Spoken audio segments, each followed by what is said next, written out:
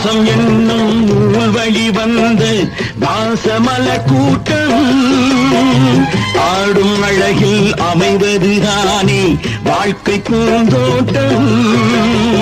பாசம் என்னும் நூல் வழி வந்த வாசமலர் கூட்டம் ஆடும் அழகில் அமைவதுதானே வாழ்க்கை பூந்தோட்டம்.